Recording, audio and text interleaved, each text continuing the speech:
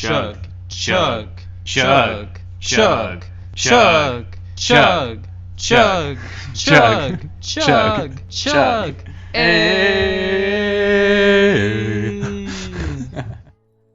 Hello everyone and welcome back to the Wizard Staff. I'm your host Blake. And I'm Guy. And we are two drunk novices that like to talk about EDH. We do drink and swear, so you have been warned. Please drink responsibly when you're playing children's card games. Tonight, Guy and I will be doing the 2019 end of the year review for Commander. So we're going to look across this entire year of 2019 and just kind of, reflect and ponder about everything that's happened this year. Kind of just talk about go from the beginning to the end. Kind of just talk about like what happened, like all the major things, all the cool things, all the bad things, and just kind of take some time to reflect upon it. But before we talk about that, Pop the champagne, baby. Yeah, we actually were able to find like the same drink this time, right? We're like 5 out of 43 podcasts. We've been able to get the same drink within the last 4 podcasts. I think we've been able. Unless if you want to count the pregame episodes that we've been doing, because we are able to align there pretty easily. Because spoiler alert, kind of when we do a pregame episode, we don't mention the alcohol because it's just the alcohol we're going to be drinking for one of the bigger episodes. We just did the one where we reflect upon our skills as Commander players throughout the last year. And then we also did the Theros one where we talk about the lore. And so the champagne that we drank or are drinking for this episode is the same as we did for those 2 episodes. Yep. And what is that champagne? It is Corbel. I had to turn the bottle because I forgot. It's a champagne, so it actually comes from France. I don't know if you knew this, but like if it is labeled as a champagne, then it does come from France. Even though it says made in the US in the back? Huh? Even though it says made in the US on the back? Okay, wait. I think a true champagne is supposed to come from France. I learned this in my French class. I took French for I 8 years. And my teacher told me because there's a county in France that's called Champagne. That's where true champagne comes from. So if it doesn't, yes. So I guess this might be one of those technicalities where like the grapes are from France, but then they actually like process them in the US. I don't know. Maybe that's what it is. I don't know either, but like fun fact is a pretty cool bottle. I opened it up and it scared my cat because it popped. Yeah, I was trying to open it up and then once I got it to slide just a little, it just like started sliding really fast and I was like, whoa, don't shoot. Yeah, have you never opened like a champagne bottle before? I guess not a real one. Last year we had like the super cheap, like minimal. Yeah, I remember going to Trader Joe's and buying like a $3 bottle or something. So, oh god, this is a step nicer up for sure. Yeah, we're trying to elevate ourselves every single time. We are improving the podcast. Oh god, I'm already so sauced. All right, we should get going here. What were the sets that came out this year? All right, just finished the glass. All right, so the sets in order. We have Ravnica Allegiance, War of the Spark, Modern Horizons, Core Set 2020, and Core Set 2020, Commander 2019, and then Throne of Eldraine. Between these, we had 79 new legal commanders, 82 if we want to count the supplemental My Little Pony cards. And then we also had a bunch of like products like the Gideon Spellbook, My Little Pony. We had Mystery Booster, Secret Lairs, and the Brawl Precons, which all gave us some notable reprints, new commanders, and yeah, I felt like this was a pretty good year for our format in general. Oh yeah, I feel very good about this year. I think this was the year that like Woods of the Coast kind of acknowledged that, like, besides Standard, it's like one of the most popular formats. Mm-hmm. Yeah. And so before we get into our set review, let's do some quick shout outs. Yeah. For me, I want to specifically call out my really good new friends, Jesse, Hector, Fabian, and Derek. I met them close to the beginning of this year. They've become really good friends of mine. I play Magic with them. I play games with them. They're really great guys that, I mean, if I hadn't met them, living in San Francisco would suck so much more. So without, You'd just be crying in the corner. It really would. I mean, it'd be like 7 out of 7 days of the week I would probably be crying in the corner. But because of them, I'm only crying 6 out of 7 of the days. Yeah, I came out and saw you. Sometimes and sometimes cool. 5 out of 7. Well, okay, I know that you visited me, but like those days I wasn't crying. But this is on like a weekly basis, okay? Mm-hmm. I'd also All like right. to give another shout out to Annie, my girlfriend. I love you so much. Thank you for, again, supporting my very nerdy habits. You mean the world to me. And the last person I would like to give a shout out to is Donnie, who recently reached out to me on Facebook and told me how much he likes our podcast, that he appreciates it. And he's the first real person, I guess, that I've heard from since doing this podcast. And I mean, I'll be honest, but like, it was very touching because every day when I go to a job that I'm like somewhat indifferent about, and just waking up to something like that feels pretty good. And I'm glad that we are able to do something that, you know, people can enjoy. Yeah, it's really nice. Thanks for reaching out, man. And it's really nice to hear that people like actually enjoy our stuff. I am going to take a second and thank, because again, we're in a super reflective mood. I'm going to thank my friends Park and Dylan, who went with me to Command Fest Seattle this year. And it was great going with them and seeing them in like 4 months when I finally met up with them. It was a super fun time. And they're going to be on this podcast in the future. So you can look forward to that.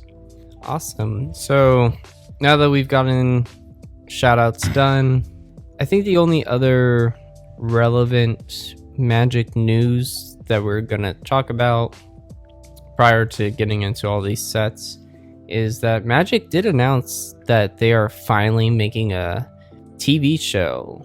There's been a movie in the talks for forever, but now there's a legitimate TV show that's being put into production by Netflix, and I think the release date is said to be early 2021.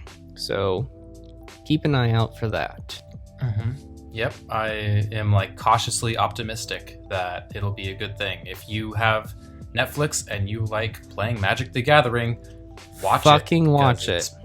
Fucking watch it, because it's like if you want a business to like know that you like something, either pay for it or watch it. That's how you do it. I think it'll be kind of cool. Sorry, but yeah, we'll probably get some cool cards that will have art from the TV show be put onto cards. Like, I can already see that being a promotional thing, and I'm looking forward to it. I'm pretty pumped because it's kind of like Magic is finally going to be able to like kick Yu-Gi-Oh's ass. Maybe. Okay, that'd be cool. Yeah, because now it's actually a TV show. Yeah. All right, let's get into the 2019 year in review. Yep. So the very first real set of this year was in January 25th. You can go to episode 16 to check out our Ravnica Allegiance review. Oh yeah, we're going to be plugging ourselves quite a bit for this. Yeah. So this was, again, it's like we're returning to Ravnica, and the joke is, oh, it's the return to Ravnica or whatever. Like, let's just every number of years we're going to return to the same plane. But like, I don't know, Mark Rosewater has said, like, you know, if it's a really good set, don't just toss it away in the garbage. Like, reduce, reuse, recycle, bitch. Like let's use that if it's good again. So, you know, but do try to keep it fresh and try to expand the world. So we return again to the Simic, Gruul, Rakdos, Orzhov, and Azorius guilds, and we have 7 new legendary creatures. We have a new Rakdos, Vanifar, which everyone freaked the fuck out about, Lavinia, Zigana, Nikia, Judith, and Teysa, and Haunt of Hightower, if you include that card, which everyone forgot about. And so when I think of this set, I think of Ravnica and I think of all the guilds, but like, what are the notable cards of the set? So I think about Smothering Tithe, which honestly is like a super impactful card this year that I love to death and everyone else does. It's super great. There were the Shockland reprints. There was Rhythm of the Wild, which I still think is a very good card and underplayed. And there was also Endray's Forerunners, the budget alternative to Craterhoof, yeah. Yeah, I agree. When I think of Ravnica Allegiance, the card that immediately comes to mind is Smothering Tithes and probably Prime Speaker Vanifar. Those are probably the 2 most notable cards that I think of. Rhythm of the Wild is also another really good card.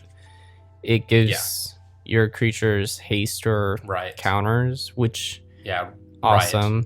But yeah, I think, you know, when we saw Prime Speaker Vanifar, everyone freaked the fuck out. They're like, oh my god, it's Birthing Pod on a stick, it's gonna break Commander. Like, it broke, I don't even know what the fuck Birthing Pod was it played in, I think Modern or whatever, and everyone was freaking the fuck out. And it's like, everybody chill out. Like, it's actually really difficult to like chain up through creatures to get a win condition. Right. I mean, I think Yisan just does it so much better. So yeah, like I would agree with that statement where it's like, all right, Yisan is like utility and Temur Sabertooth combo, and whereas Vanifar, it's like you need like 10 cards to like in the deck. And anyone who plays Shufflehook will tell you like how difficult that is to have all 10 of those cards in your deck and not in your hand. Like, it's actually really tough, even in Commander where your deck's like 99 cards thick. Then, so that was in January, and then we kind of skip ahead to March, where the CAG, I'm going to call it the CAG, it's the Commander Advisory Group. That's when they were formed. Check out episode 18 or our opinions on it. So the people who are in charge of the Commander ban list, the rules committee, they were like, okay, we are going to make a basically like a group beneath us to report to us the different aspects of the Commander format.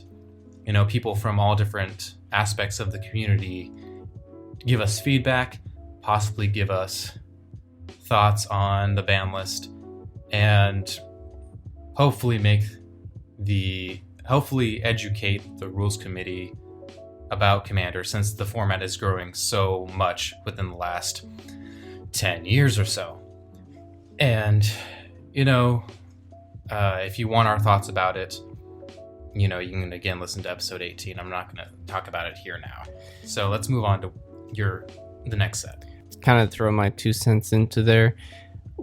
First, we will be talking about just things that impacted Commander as a whole this year, because spoiler alert for upcoming months, but we did get some cards banned this year.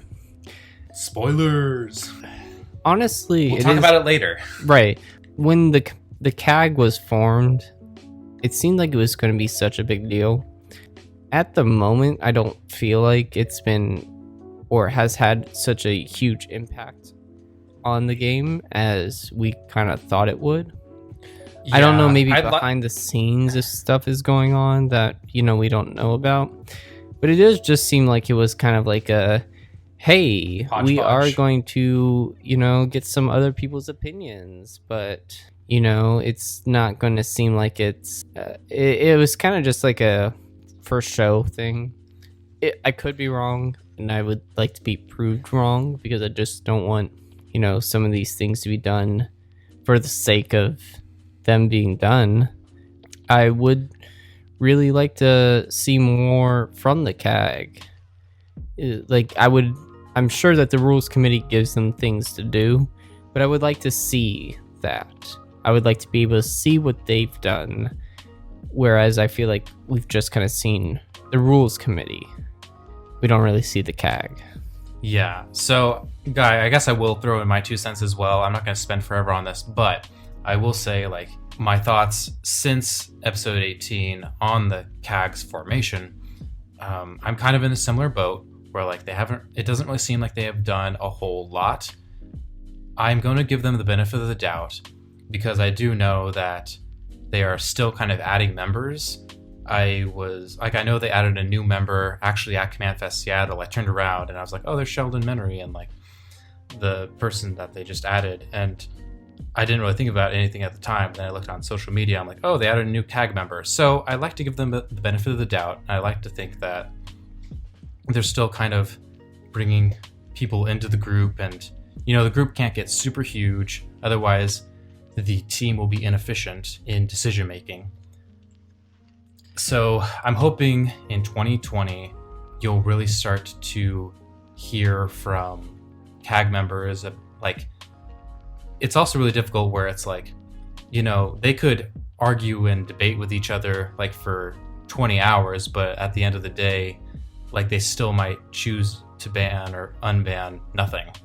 I think that's also what is a contributing factor, because I know I've heard from various other podcasts and various other sources that like they have met up in discussions before and they have deliberated, and at the end of those meetings that they've chosen not to ban or not to unban something. And that's not necessarily a reflection of that they didn't think things through, but that's just kind of how groups and policy making work. Right. So I mean, to me, it's not so much, I guess, the matter of like how many there are, but I just want to like be able to like read something or like see the impact that the CAG has. And I mean, it is the first year. They are still adding members, so I'm not gonna push on it too hard at the moment, but I think moving forward, especially for 2020, I would like to see maybe more of that. Something more significant coming out of that. Okay, I agree with that. Let's move on to the next set then, shall we? War of the Spark. Probably the biggest set of the year, if we're being honest, which came out on May 3rd. You can listen to episode 23 and 24. And it's considered the first event block. And by that... What does that mean?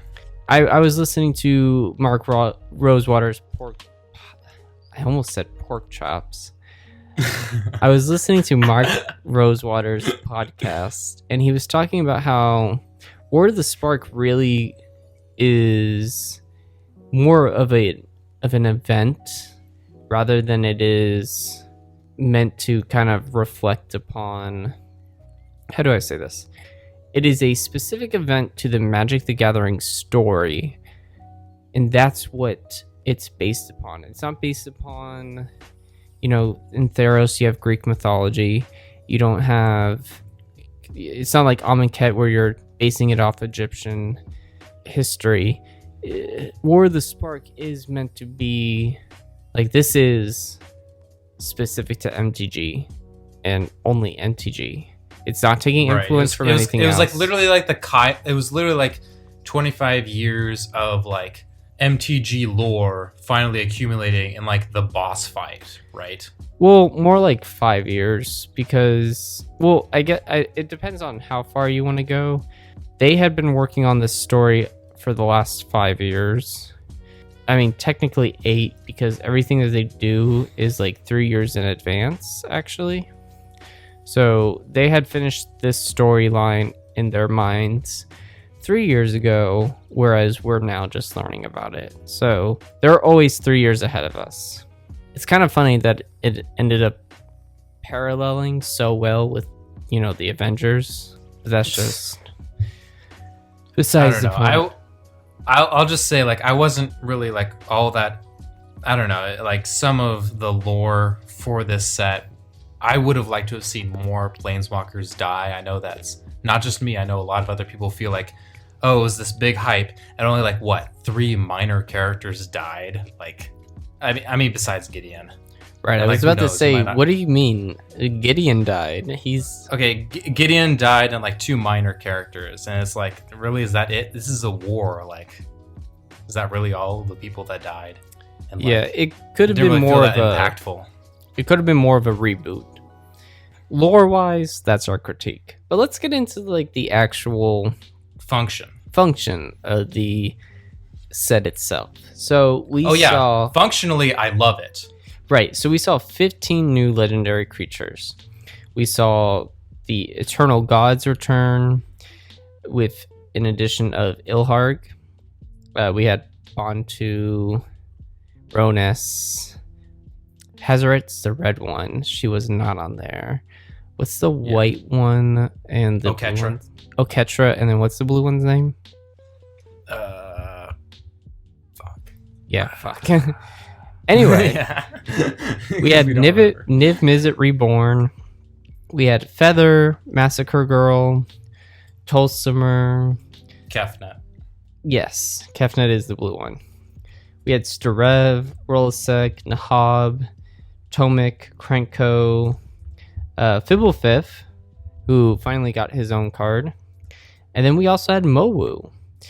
And the big thing about War of the Spark was actually not so much the legendary creatures, but the planeswalkers. The static ability planeswalkers. I'm sorry, guy, I cut you off, but finally, oh my god, I hate planeswalkers in EDH unless you're playing Super Friends.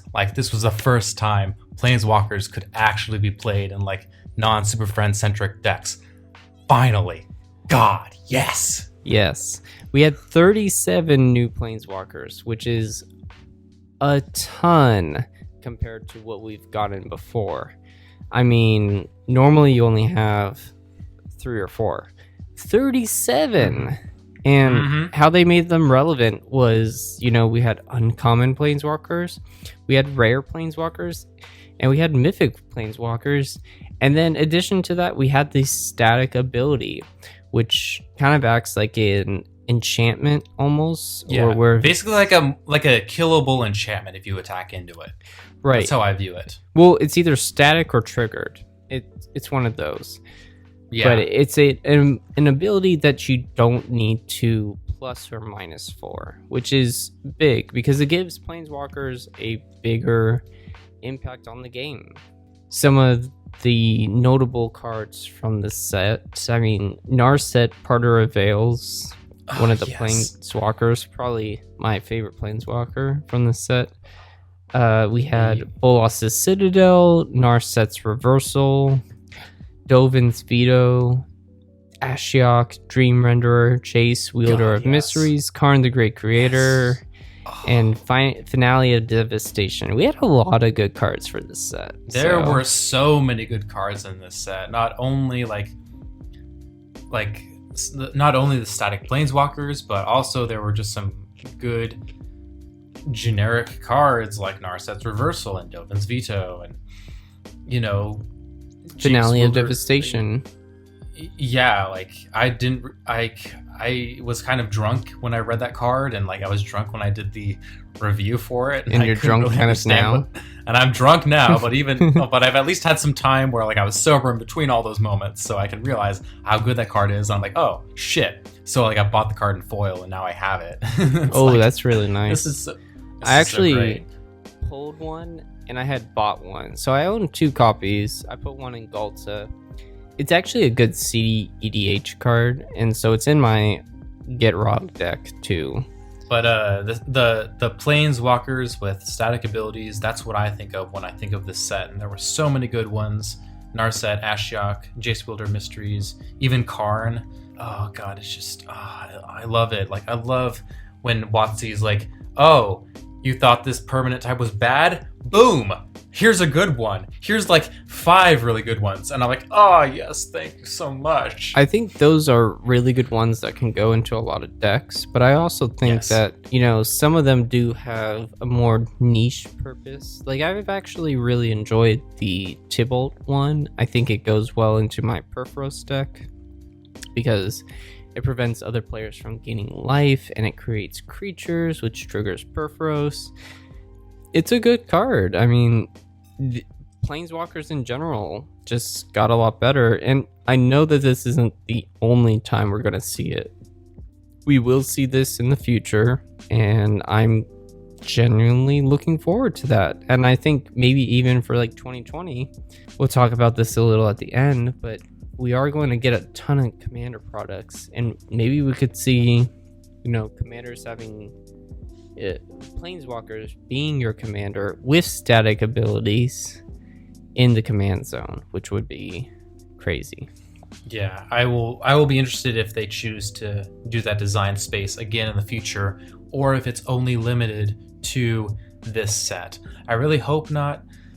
I hope for sure static abilities on Planeswalkers will be in other sets. Just where we see it will kind of depend. Okay. I do want to say before I leave this set, like Bolas' Citadel, I know some people are like really hot on that card, but I still stand by my original statement.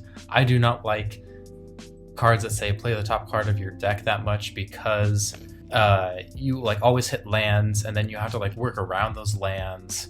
Unless it's Oracle of Moldiah or Courser of Krufix, like I just really don't like those types of cards, man. It's like I think there's been 1 or 2 decks where Bolas' Citadel really does good work, because like you make up the life loss in like some life gain in the decks that it works in, but like I still stand by my original statement. I just do not like Bolas' Citadel that much, and you can hate me, you can disagree with me, feel free to. I just don't like it. I'm sorry, not sorry. And that's what makes us human, is we have different opinions. Yeah, but let's move on to the next set, because we don't want to get into some kind of, theological existential crisis debate here. Lost the Citadel. Okay. We're just talking about Magic. Yeah. So the next set we have is Modern Horizons. Came out in the middle of the year, like around June 14th. And there were 8 legendary creatures in this set. There was Morophon, the commander that really cared about tribal. And there was the First Sliver, Urza, Yawgmoth, Ayula, Hogak, Bashalimons, and Sisaya. And just saying, like notably there was like Urza and the First Sliver, no big deal. Sisay. What did you say? What? It's Sisay, Weatherlight Captain. Yeah, sorry, I was a bit drunk. Okay. I guess I shouldn't be calling you out on that, because I've slurred my words and mispronounced. No, you should. You should call me out on it. I fucked it up. I'm drunk. I'm drunk too. Good. Thank you for calling me out on my shit. Anyway, notably, there was Urza and the First Sliver, which are really like competitive commanders, just all on their own. Like the First Sliver, like immediately replaced Nib Misery Born as the best food chain deck. That was funny. And then there was Urza. Yeah, there was also Urza, who just is really strong because he can like break parity on things like Winter Orb and various other stacks artifacts, and you could even play Null Rod if you wanted to. You can play through your own Null Rod. That being said, I'm just gonna take a quick tangent here. A lot of people complain about Urza that you can't build Urza fair. Yes, you can. Please shut the fuck up. Fair is a misused word in EDH and causes a toxic casual player mindset. Listen to our previous episode on it. You can totally build Urza casual. You can build him competitive. You can build him however you want. Please shut the fuck up. Moving on. We have Hogak, which was super impactful in other formats. Do not give a shit at all in Commander. Like he is not that good of a commander. I mean, he's good because you can get around commander attacks. You can cast them from your graveyard, but I wouldn't call him format warping in commander like he was for modern, for sure. One of the things I want to throw out before we kind of just talk more, but Mark Rosewater talked about how this set was one of the quickest they had ever made from creation to selling. So I think earlier I mentioned how cards are made 3 years in advance. I think this set was only made a year and a half in advance. It came out of one of their hackathons that WotC likes to do, and it was a huge hit there, and it was actually a huge hit on the market. So even though this is labeled as Modern Horizons, and everyone makes the dumb fucking joke like, it's Commander Horizons, like, I gotta give it to them, but like, this set did pretty well for Commander. Yeah, that was one thing that I kind of got annoyed with, where it's like, oh, this set is like mildly like has a lot of really good commanders in it. It's like Commander Masters, ha ha ha. And I feel like I've been around long enough to realize that people do that every single set, that there's a semi-decent number of commanders in a set. And I don't know, I've kind of gotten over that joke really quick. Yeah, it's one of my pet peeves. I don't want to get into my pet peeves about EDH. Maybe that's another pregame episode, but let's move on. The other notable cards for this set, what are they, Blake? They are Generous Gift, the white shifted Beast Within. There was also the Force Cycle, so there was a force of such and such in each color. Hold on, wait. Do you consider all those cards to be EDH notable? Because I would only say two of them actually are notable in EDH. Yeah, only the like blue one and the... I would say the blue and the green one. Yeah, the blue and the green one are the only good ones. But I'm still going to mention it because like that's like, you know, when you think about a set, like what are the key like cards that you think of? Like, oh, there was the Force of blah blah blah cycle. So Okay. Yeah, there was also like Prismatic Vista, which was like one of the few lands that came out this year that's like somewhat relevant to Commander. It's notable. It's really fucking expensive. But there was also Collector Oof, which is a Null Rod and a Stoning Silence on a Hate Bear, which is really fucking cool. I own one. It's great. I love it. People get screwed by it, and they're like, fuck. I love the salt. Then there's Echo the Aeons, which is a really expensive costing, mana-wise, Time Twister, but you know, it's fucking Time Twister, so... But it has the flashback ability, which makes it Time Twister, which is what made it more relevant. Yeah, like honestly, like when the card first came out, I was like, I don't know if this is good enough, but like I've seen people play it, and it's like, man, it's fucking Time Twister. Like some of the Power 9, like it's just so powerful. It's like, yeah, you still pay all that fucking mana for it. So then there was also the Horizon Land Cycle, which, again, similar to Prismatic Vista, was the few lands that came out this year that are actually relevant to EDH, because, Guy, correct me if I'm wrong, but it's like you can pay 1 life to tap and add a color of one of 2 colors, and then you can also like pay 1, sack it, and draw a card, something like that. Yeah, it was the Enemy Horizon Land Cycle, so it was red, blue, black, green, white, red, blue, green, and white, black. And also another cycle they had was the rest of the Talisman cycles, which was really nice that they finally rounded out that cycle. And then there were like 2 notable swords. So, you know, there's the sword of, you know, there's all the swords that came out around Mirrodin time, and then they just added 2 more. And I don't know, they're kind of cute. So they like, I don't know, this whole set was basically an homage to previous mechanics and sets throughout the years, and they just kind of put a new twist on it. So it's kind of nice. We're like, oh, it's something new, but it's something old, but it's also something new. So one could say about the set. A new Time Twister. Yeah, that was the point of the set. after listening to Drive to Work was not only was it meant to be cards that got put into modern, straight to modern, bypassing the standard, but it was also meant to be the homage to Magic as history in general. And I think it did a really good job. I wish I could appreciate it more if I had been playing the game longer and had known more about the history, but it seems like it is a really great set. I mean, we'll get into this, but it's one of the better sets of the year. Yeah, for we should Commander. move on. The other two notable events prior to the next set that we're going to talk about was the philosophy document that got released in July 2019. And we also had an update to the ban listing, which feels like they do once a year at this point. No, they did not do a ban list update all of 2018.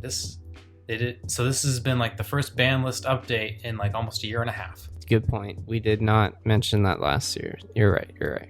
No, we did. Like last year, we mentioned that there was no ban list changes. Right. Well, I meant like we didn't mention that there was a ban list update. We said that there was no ban list. So what I'm saying is, you're right. We did not mention.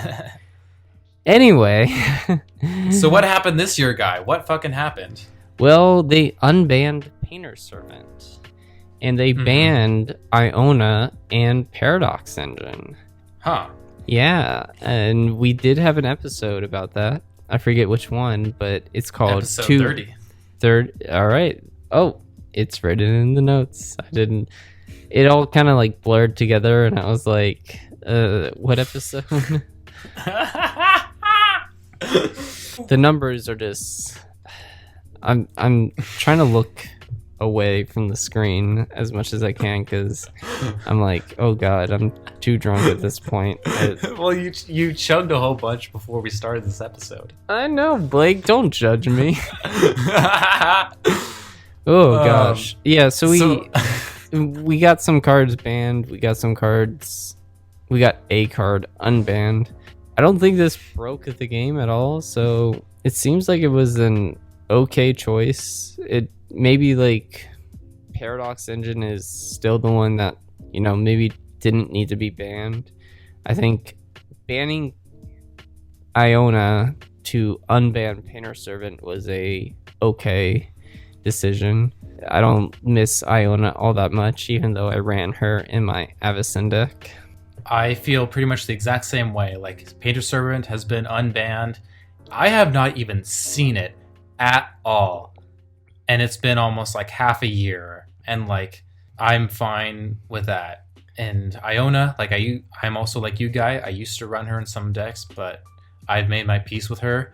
I am, however, going to fight to the death about Paradox Engine and how it should not have been banned and how it died for the sins of casual deck builders who jammed it into their decks without actually considering the fact that you do indeed need to build your deck around it. And then they complained a bunch, and then the rules committee banned it unjustifiably. It is one of the most powerful cards in the format, but it should not have been banned.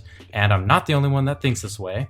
When they held a poll, the top two cards that the player base said should be unbanned, it was Paradox Engine and Coalition Victory, which I agree with strongly. And I'm going to stop talking about this before I let my emotions get the better of me. So we're going to move on. Why don't you let your emotions get the better of you for Core Set 2020? Nope. Yeah, like exactly. That's where I'm going. Core Set 2020 came out July 20th. By the way, check out episode 29. There was 12 legendary creatures. We had Sephara, Tempsis, Villas, Drakuseth, Gargus, Kalia, Kethis, Kaikar, Omnath, Yarok, Golos, and Rien. Sephara was like the really crappy nerfed version of Avacyn Angel of Hope. I don't know. Villas is pretty cool. He's basically a nerfed Gristlebrand. I just want to say people are really hypocritical. Like, people were like, oh, there's a new Kalia and it's nerfed, so it's not OP. This is a fair version of Kalia. And then no one fucking built her. I've never even fucking seen her. So all of you can just go die in a hole. Like, I hate all of you. They're like, oh, it's a better Kalia because it's more fair, and then none of you built her, and then I'm like, whatever. Okay. More notably, the cards that are popular from the set and I've seen to this day are like Kaikar and Yarok and Golos. Yeah, I think that's kind of been what I've seen online, at least. Again, since I've been playing strictly with my friends most of the time, it's kind of hard for me to get a broader perspective. But I've seen a lot of people really hate on Golos outside of... I know that he caused some problems in Standard, especially with Field of the Dead. It's because, yeah, in other formats, Golos was OP and really warped the format, and so people carried that salt over into Commander. That's really what it is. He's fine. One of my friends did build Kaikar, and I remember it being pretty good.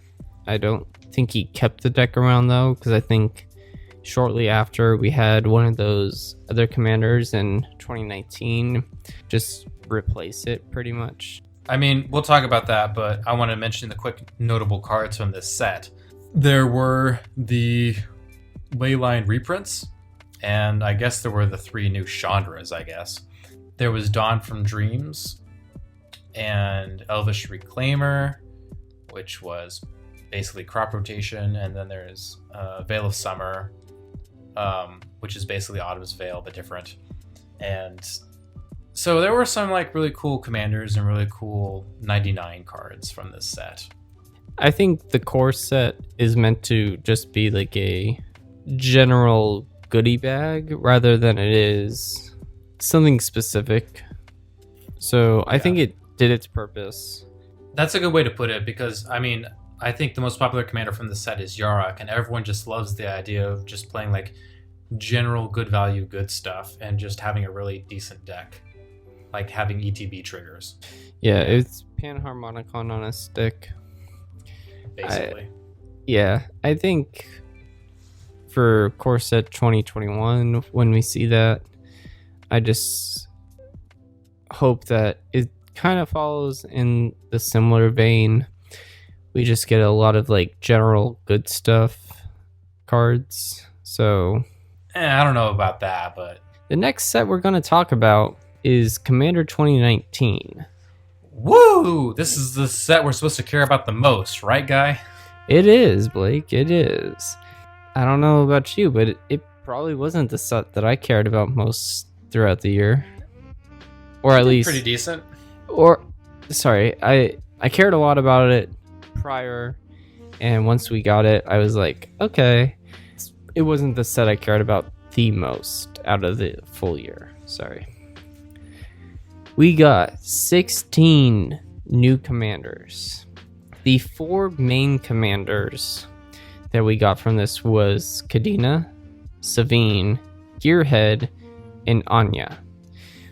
The extra ones that we got, which were the commanders that could be your commander outside of the deck without having to make any upgrades, that had the same color costing, was Volrath, Elsha, Marisi, Chainer, Rahimi, Pramikon, Altlin, Greven, Grismold, and then you also had Gerard, Tongraf, and Crick, who were commanders that were also included in the deck, but had a different color identity, so you couldn't use them quite. So out of the deck, you would have to build a completely different deck almost. Yep. And everyone freaked the fuck out about Keurig because they were like, oh my god, Phyrexian mana is OP. He's going to be like tier 0. Oh my god, the format's dead, right? Oh yeah, the format's dead. We don't need to do this podcast anymore. Yep. There were 4 themes around this deck, or these 4 decks that got released. We had Morph, Flashback, Populate, and Madness, which, my personal opinion, these felt like 4 linear decks that all just wanted to do their theme that it's focused around. And then you also just had 2 new commanders for each of the decks. Could offer some variety, but it kind of just felt like they were commander cards that were thrown in there that you could just build decks off of. I actually bought one of these, and I don't think I would ever want to build a different deck other than using Kadena for what it was. It felt like the cards that were in that deck were pretty much meant for that deck. It's a fun deck to play, I won't lie, but I don't think I would want to really change it at all. It just kind of feels like this is the deck. It doesn't make me excited to build a different deck outside of it, and it's just kind of there. Unlike maybe the Dragon deck, where once I got that, I was like, ooh, it's missing some dragons that I really want to put into it. I don't feel the same way as I do with Kadena. So that's my hot take for this. I mean, I agree that they're like pretty straightforward, but like, I don't know. I think this is kind of something I have to like constantly tell and remind players. It's like the commander precons are not made for indentured commander players. Not really.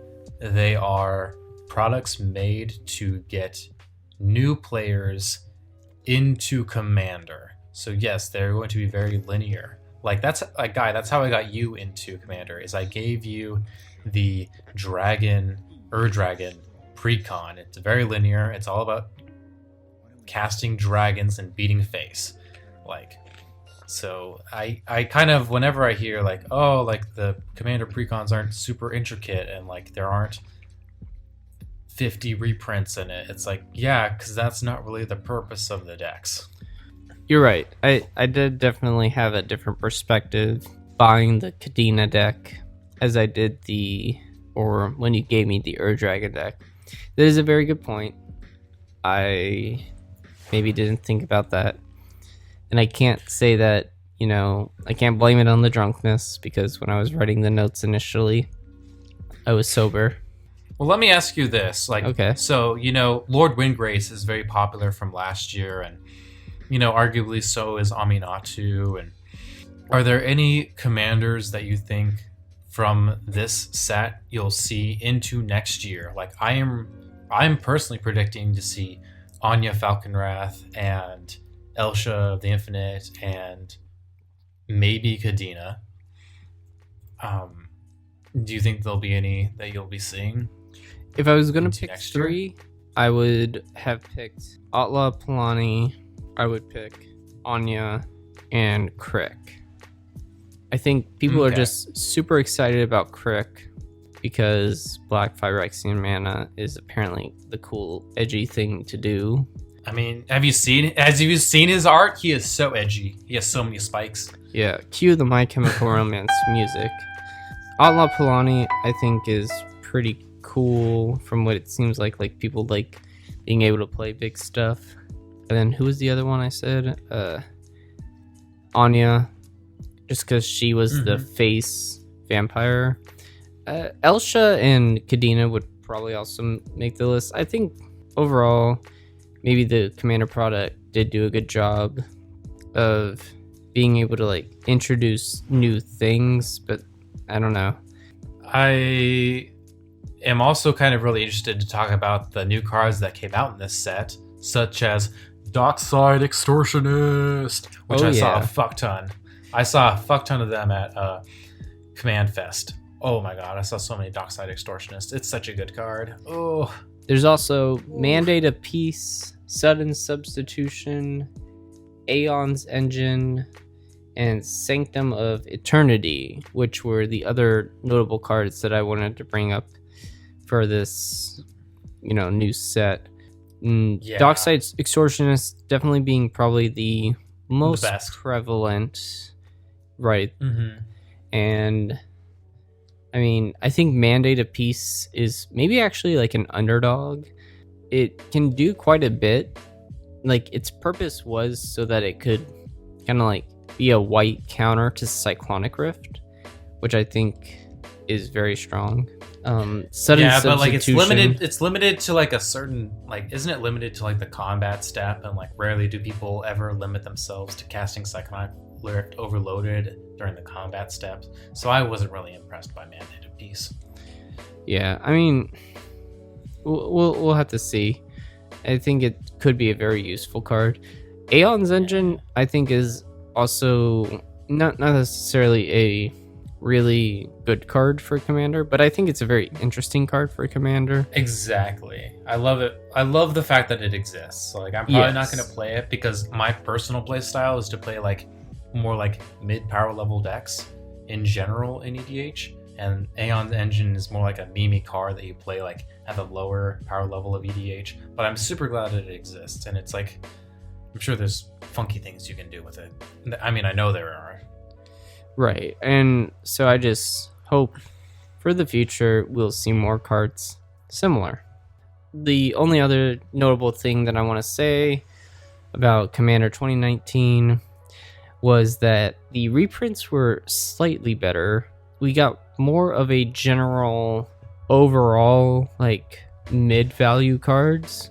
We didn't get any high dollar value cards, which was a huge miss for 2018, but we did get like just cards that, you know, made the decks feel more substantial when we bought them, you know, because it kind of ranged like cards were being like $2 to $3 rather than just a bunch of like nobody cards. I think they're finally starting to address that in 2020. All right, let's move on to the last standard legal set. Yep. So the last standard legal set was Throne of Eldraine. It came out October 4th. Listen to episode 36. We had a special guest creatures for that episode. Yes, that was super fun. The fucking coaster. Legendary creatures, there were 15 of them. There was Rankle, Questing Beast, Linden, Gadwick, Ayara, Torbrand, Yorvo, the various Sir such and such commanders, Emery, Kenrith, and Grumgully. And then there was also the 4 Brawl precons that came out. And so they were kind of like basically came out at the same time. There was Chulane, Corvold, Alila, and Sir Gwen. So we got like a whole lot all at once. And oh boy, there were the the Brawl precon commanders were very popular for commanders to be like, oh, this is my toy now. I'm going to make this into a commander. They were very popular. Yes, they were. People Torbrand were freaking out because they thought, oh my god, these are going to sell it so quickly. But then WotC was like, oh, we'll just print more. I like that. I like how WotC addressed the fact that, oh, hey, this thing's going to be popular. Let's print more for the people. Yeah, I'd like to see more of that. Honestly. Yeah, well, it's more like wow, we didn't realize that Commander players wanted these cards. Maybe they actually did, and that was their whole marketing gimmick. I'm kind of getting into conspiracy theories here, but it was super successful. There was lots of demand for the product. So, I mean, I kind of expressed all of my thoughts about Brawl and this Brawl precon. I'm kind of negative on it, just like the effect it has on Commander format in general. And you can watch the episode for that. I'm not going to rehash it here. So, Throne of Eldraine. People were very excited about Torbrand because, turns out, like, adding +2 damage to, like, incremental red spell burn, trying to make red burn relevant in Commander is pretty good. By the way, Guy, did you buy Torbrand for Perforos? I did. That card that you want in the deck? I did. It was probably one of the cards I looked forward to most about Throne of Eldraine. I don't think I've actually gotten use out of him quite yet, but even so, I still think it's a card that is pretty relevant to the deck. Yes, because I mean, it only came out a month ago at the time of recording. That is true. I mean, Perforos has been the one that I've played the most recently. We'll get into a little bit more about this in a bit, but yeah, I do like Torbrand. So the notable cards from this set, Oko. So this was one of the few. This is actually the only planeswalker that WotC has made that isn't from War of the Spark that I actually like. And unfortunately, it broke a bunch of other formats. So I don't think they're ever going to include... I don't think they're ever really going to make another 3 CMC planeswalker and have a really good +1 ability, because apparently it'll just break every other format. Which makes me sad, because like Oko's like, again, the first like non-static ability planeswalker that wasn't from War of the Spark that is actually relevant in a non-Super Friends deck. Big sad. I said that it was the best card of Throne of Eldraine, and I was not wrong. I was not wrong. You were not. Big sad. Like, is it too much to ask to have powerful planeswalkers for EDH? Apparently, because it breaks every other format. Fucking Christ. All right. Well, so, unless if you print them in supplemental sets that only let them go into EDH, but like that's so niche that I would then. Dude, I don't care. I want planeswalkers relevant in EDH. I'm so sad. Okay, the price value is what would scare me, but let's move on. Yeah. So we also have like, I mean, I guess Witch Claw Talisman if like you're like really low budget and you need a tutor.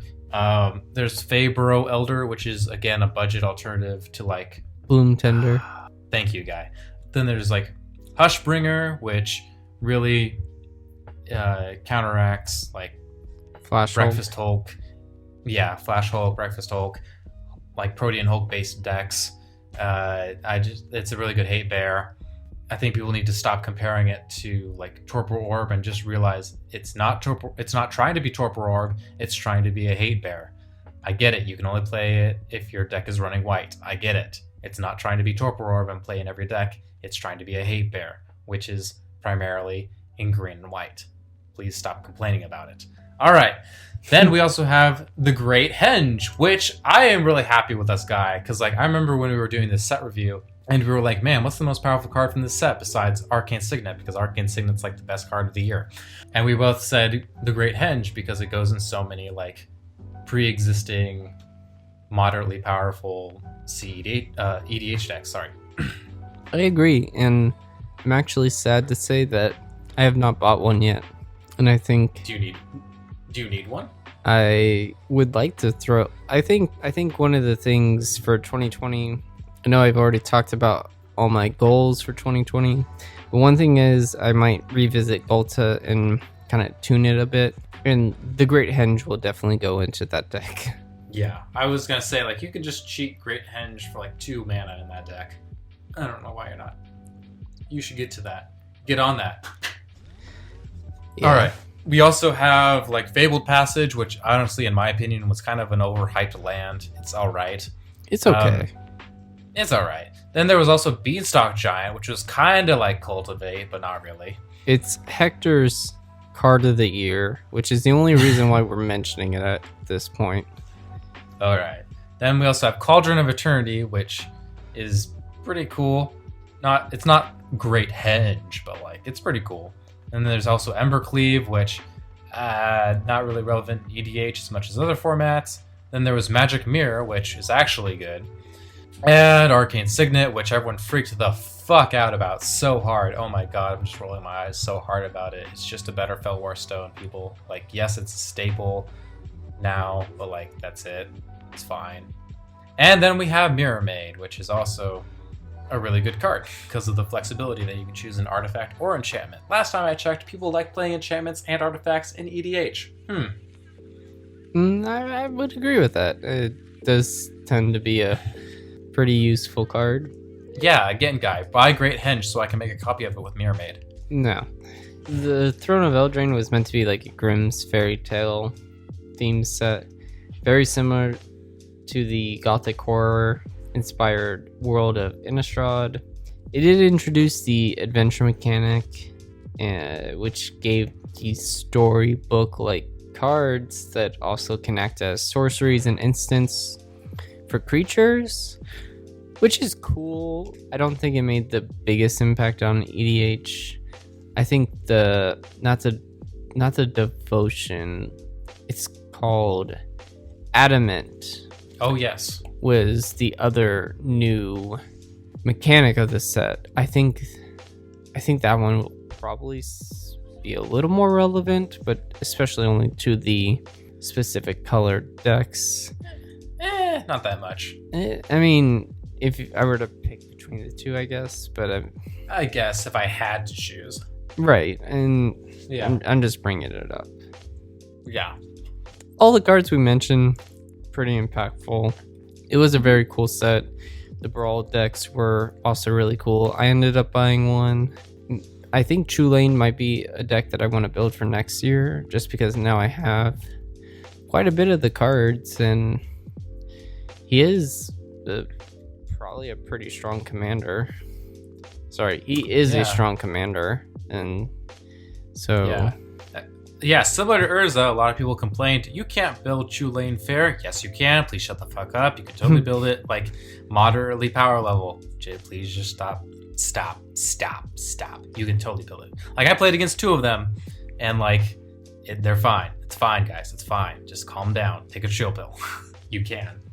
Okay. All right. I wasn't freaking out about it.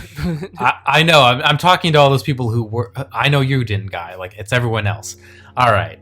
Then in November 1st through the 3rd, there was Command Fest. There were 3 of them. It was kind of like a last-minute thing. There was Seattle, Chicago, and Washington, D.C. here in the United States. I went to the Seattle one. Check out episode 42 if you want to hear my thoughts about it. All right. Hopefully there's more in the future next year so that Guy and I can go to the same one. That would be pretty cool. That would be pretty cool. If the timing of it works out and the location, we're going to try to make it happen. Then we also have what's next? Mythic Booster. We'll just talk about this. Yeah, sorry. Mystery Booster, which came out November 5th. Just talk about this very briefly. It was a Chaos Draft set that contained between 1,000 and 2,000 cards. I know that seems like a lot of cards. I wrote that initially when we were still learning about stuff. I think the official draft list of the cards came out to be around 1,200. There are a lot of cards in this set, and I do know that, so why are we talking about this?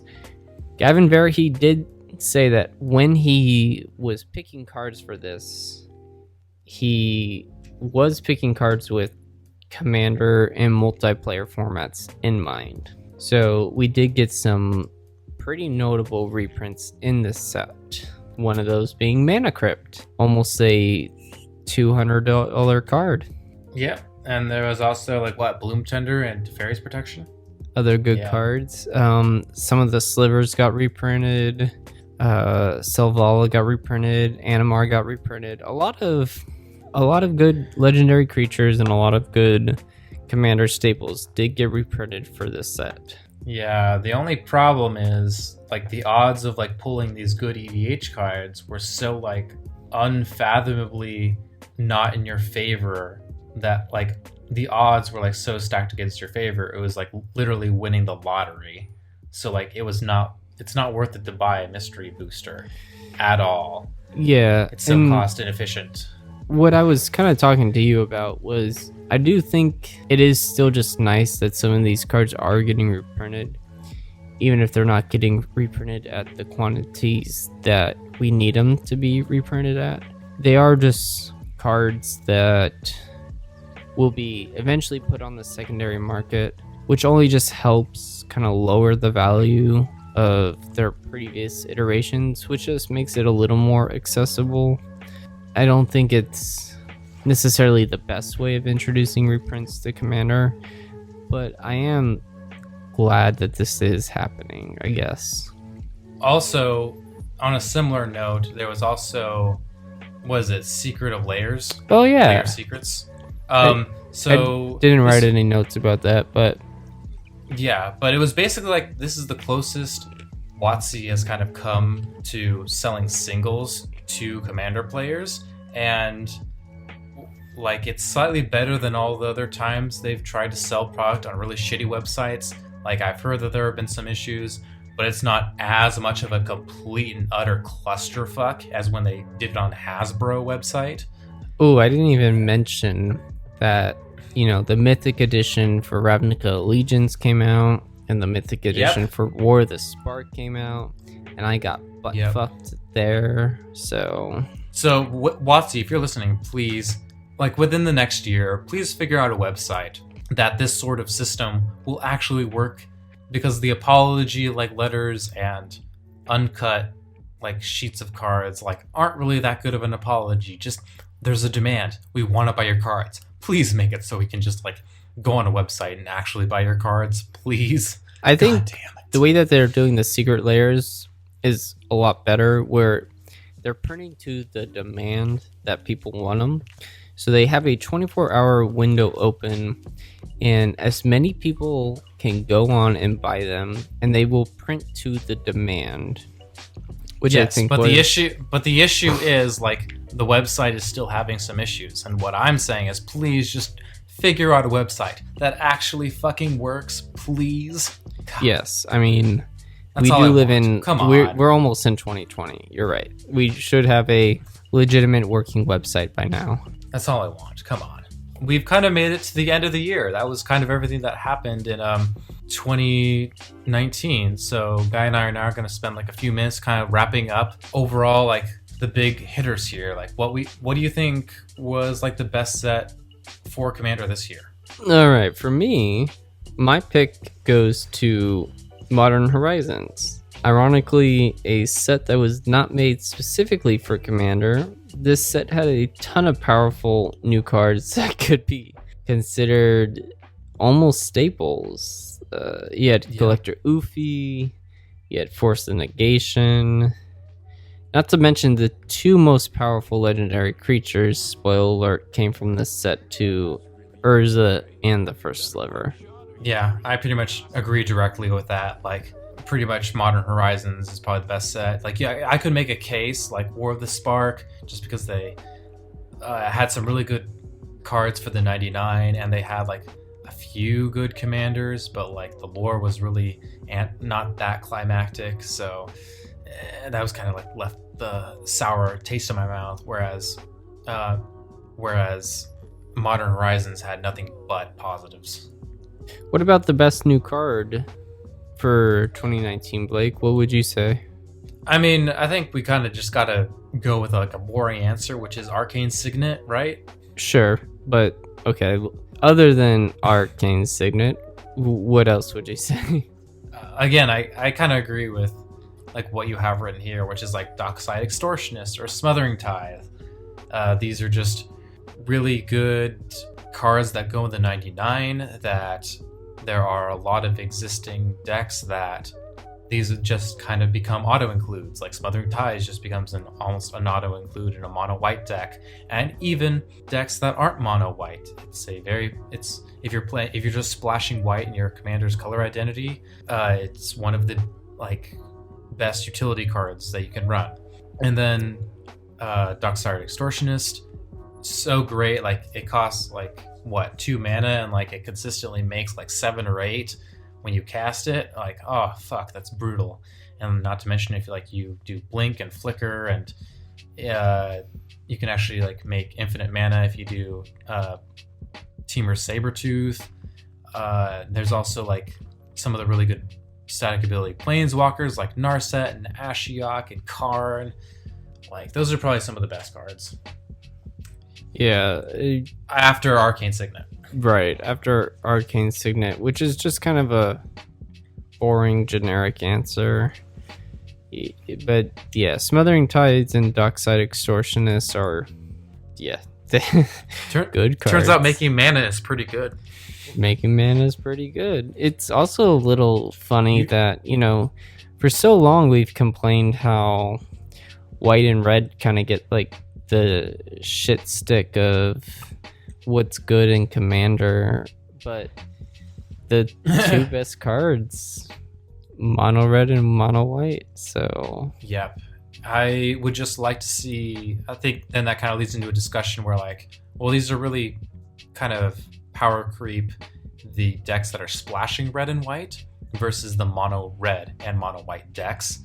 If you want to make mono red and mono white and Boros better colors, you need to start including cards that are basically the equivalent of like Cultivates and Kodama's Reaches, more like boring consistency pieces.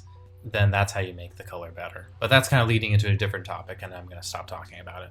Best new commander for 2019. This was kind of easy because the First Sliver and Urza are probably the strongest. Other one I would like to throw into the ring is Anya the Falkenroth, just because I believe she can be pretty competitive if you build your entire deck around being able to just draw and discard madness cards to continuously just cycle until you get the cards you need to combo off with Doomsday and the World Gorger Dragon and Animate Dead combo. I don't know if it's EDH level competitive, but I do think that it is still pretty strong. Maybe Ala Palani, she's also pretty good. Prime Speaker Vanifar, I know we talked about her at the beginning of the episode, but she could be pretty strong. She's not going to be good until like maybe 5 years down the road when like the consistency pieces for her have slowly been released over the course of like 5 years. Yeah, I think the problem with her too is she's probably just too boring to play, where you probably get her out and you probably just do the same thing every game. So you could make that argument for a lot of commanders, but I think the thing, I don't know, for me, Vanifar was just like, everyone loved to talk about it because, oh my god, it's Birthing Pod on a stick. Everyone knows Birthing Pod like screwed over Modern. This is going to be OP in EDH. And then people realize it's actually difficult to combo off with her because you need 10 cards in your deck and none of them in your hand. And it's not actually as powerful as people thought. And then you have to play her as good stuff. And then people realized, oh, Vanifar good stuff. I don't actually want to play that. And then people finally shut the fuck up about it. Okay, yeah, that's it. That is a very good point. Yeah, analysis, boom. Boom. Do you have any others, Blake? No, I pretty much agree with that. I pretty much think if I had to name one, it's probably the First Sliver. It is, again, the best food chain centric commander out there now. Urza is very strong. He's not as good post Paradox Engine ban, but again, still very strong.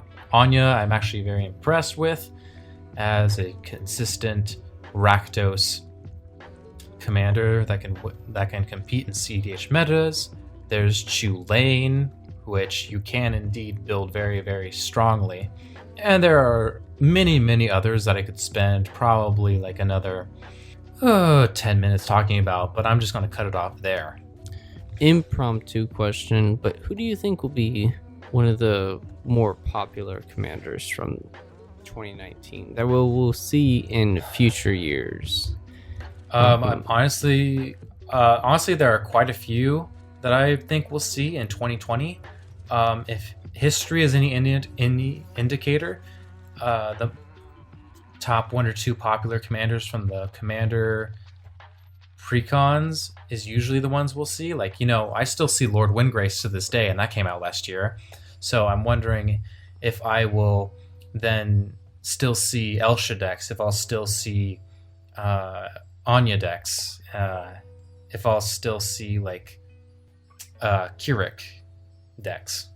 Yeah, that's definitely what I was thinking too. And then same with the Brawl precons. So the Brawl precons too. Between those 4 Brawl precons and then pretty much the 4 main Commander 2019 precons, those would be the ones that I would think to see. And I mean, like, the more recent, like, with the commanders that came out in sets more closely towards the end of a year are more likely to see longevity into the next year, just because of the timing, right? So it makes sense. Okay, using logic, you're right. What's that? We don't use the L word here, guy. Oh, lesbians. All right. Just, I don't think at the end of 2018, we didn't really have this future of what Commander meant for the next year. I think we're very fortunate now to kind of know what 2020 has in store for us. Oh, fuck yeah. Yeah, just gonna kind of give a general overview of what we're going to expect if you haven't already just got on social media and read through In the last 3 months. Yeah, if you haven't read the fucking news. So we do have a lot of new products coming out. We have 9 new commander decks total, 5 with Ikoria, which will be the Q2 standard legal set. There will be 70 new cards for commander, specifically between the 5 new decks that will come out with Ikoria. And that's not just including, the legendary creatures that'll be with Ikoria, but we'll probably also get a ton of new legendary creatures in that set. So we will also have 2 new commander decks with Zendikar Rising, with 3 new cards specifically for each of those decks, plus reprints. And then we will also have Commander Legends, the first draftable commander set. So it'll be, packs of 20 cards that you can draft with your friends and make a commander deck just in the draft format. And there will be 70 new legendary creatures. 70 new legendary permanents. No, legendary creatures. Oh, I thought it was legendary permanents. No, for the set. 70 new legendaries, because between the creatures and the planeswalkers, that could be your commanders. We will definitely get a lot there, and then plus 2 new commander decks.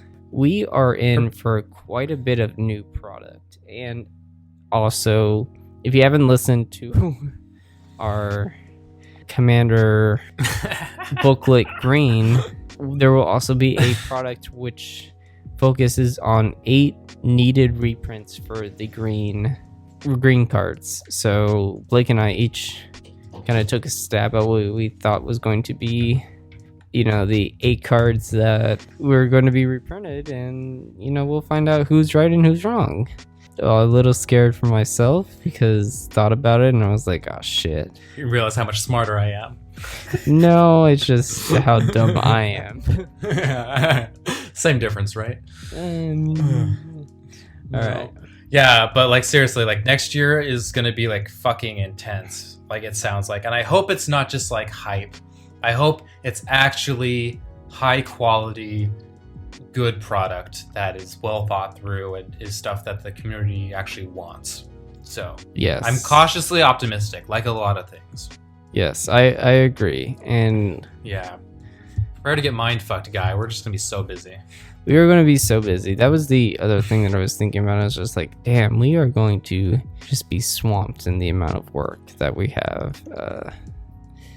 But I think that will make things easier for us too. But yeah, looking forward to it. Looking forward to just what comes out of it. Yeah. Yeah. Is there anything you really want to see next year, guy? Ooh. Anything specific? Goals you have for yourself, product, stuff from products you want to see. I've already mentioned maybe the 3 main goals in the pregame episode that I want to see for myself. So I'll be working on those for sure. I don't know. I don't think there's been a new legendary creature this year even that I've been super excited about. So I do hope that we get one in 2020 that I feel a little more passionate about. And I feel like I'll get one just because if Commander Legends is going to have 70 and we got 70 just in the amount of standard legal sets and supplemental products, I'm almost estimating that we're about to get around 200 new commanders. Yeah, which is 2018 we had about 100. This year we had about 85-ish or something. I can't remember what we said. And yeah, next year is gonna be 200. So prepare your ass for that. Yeah, in 2018 we had Dominaria, which had a legendary, like half of them. right? Legendary Yeah. per pack or whatever. So big legendary theme. Yeah, 2020 is gonna fuck us up. Yeah. So next year I'm gonna work on, expanding my horizons into 3-color decks. That's my personal goal. Just kind of expand my horizons and like continue to like learn a bunch from other podcasts and whatnot. Rules committee, if you could just unban Paradox Engine within 2020 or maybe 2021, it's like the number one requested card to get unbanned, and Coalition Victory. I'd appreciate it. Love it. Yeah. So with that, I think we're done. Yeah. One last thing that I would like to just say before we wrap up this podcast. We were doing shout outs earlier, and I think there's one that I forgot to mention.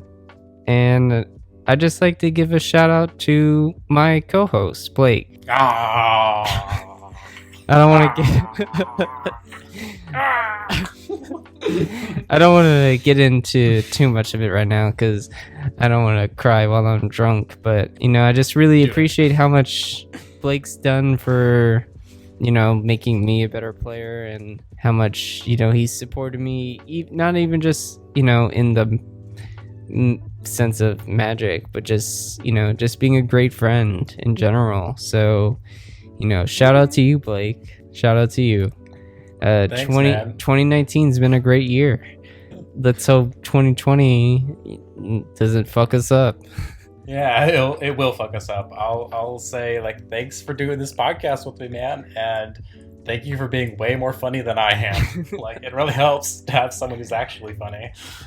Oh yeah, I mean, I do have to carry this team in that kind of. you carry us in the content. I'll carry us in the funniness, the humor. The humor, the funniness. All right. Thank you very much for listening. You can find us at thewizardstaff101@gmail.com. You can find us at Twitter at wizardstaff101. And you can find us on iTunes, Spotify. Leave us a like and a review. Helps out a lot. You can find us on YouTube and Facebook as well. The Wizard Staff. We hope you had a great night. We hope you're safe. Not, out driving drunk right now. It's New Year's Eve. And have a great, hope you had a great 2019. We look forward to talking to you in 2020. Peace.